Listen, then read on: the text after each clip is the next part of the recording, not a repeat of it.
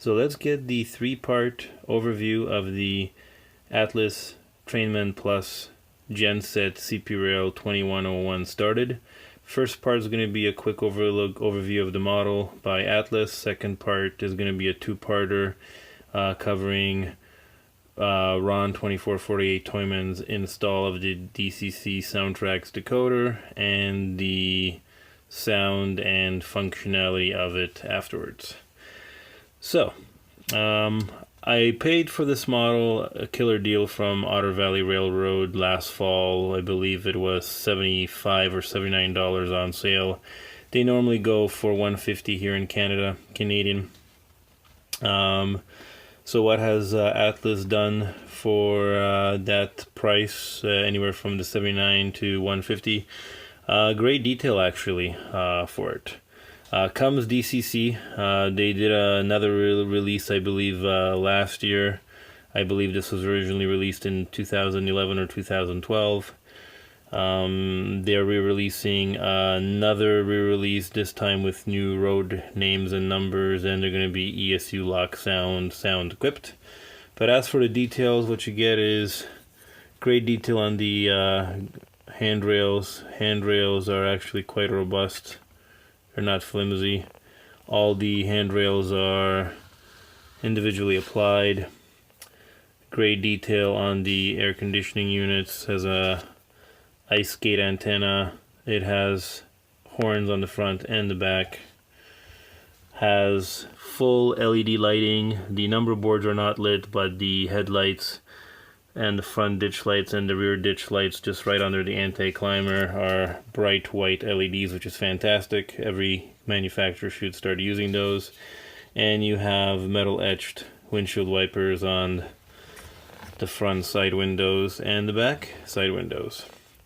As for the decals and the print, everything is crisp, even the smaller signs. As you can see, Prime Mover Gen 1, Prime Mover Gen 2, and Prime Mover Gen 3. The fan grill here on top is just molded on. These are see-through, and if you look really closely, camera won't pick them up, but you will see the fans underneath. So again, for a DC model, DCC ready, great model for the price. Again, I believe they go anywhere from now $1 to $150. I bought mine for, I believe, for $79. Now, as for Ron 2448 Toyman's work, fantastic install.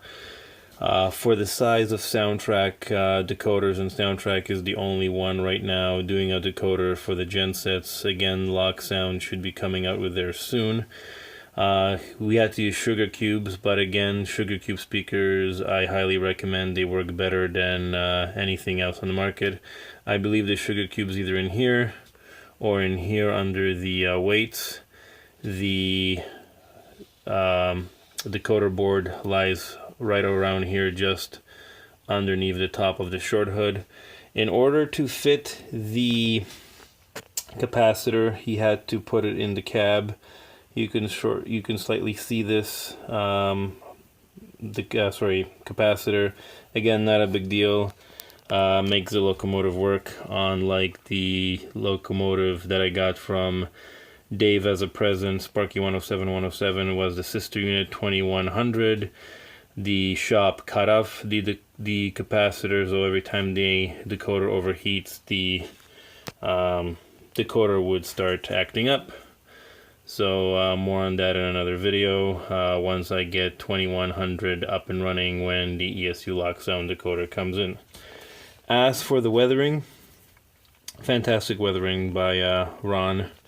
If you look at prototypical pictures, which I'll include at the end of this video, these were only tested for about 2 years. They no longer have them in their fleet, CP Rail. They gave them back to their manufacturer, but they always kept them clean. So what I asked Ron to do is look at some prototype pictures and weather them accordingly. So what he did is, the camera's not going to really pick it up, but he did a light earth and black soot weathering on the trucks and the tank. He has some dirt pick up on the battery boxes, and he just focused on blacking out the rads, just as the prototype is, and he just darkened the exhaust fans on top a little bit, and he basically sprayed it down with dull coat after that. So great work on that.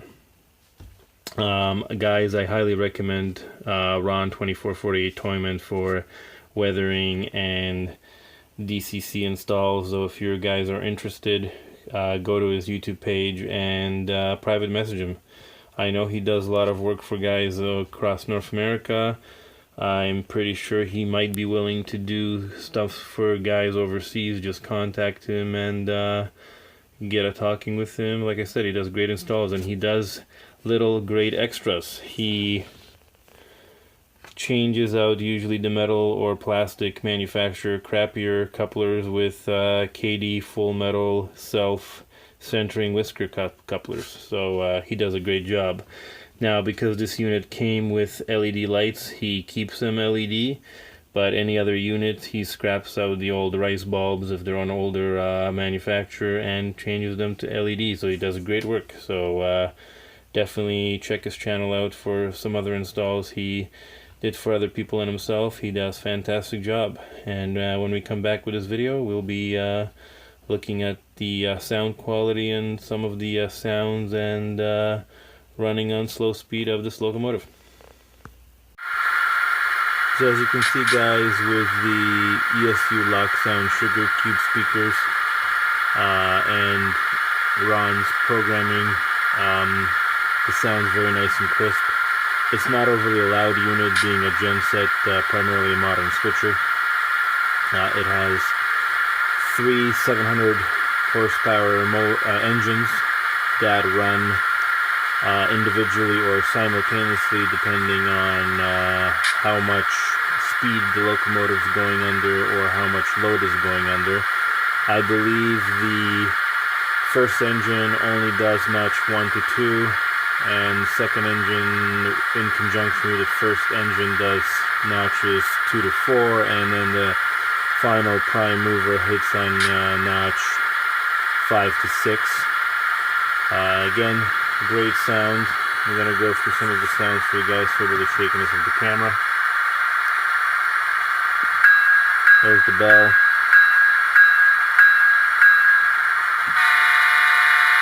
Long horn. Short horn.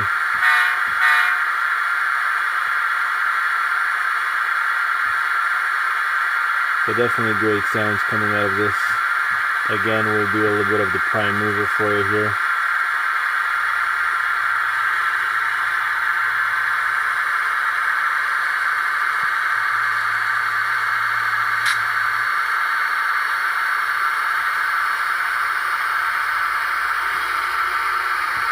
There's the other one kicking in.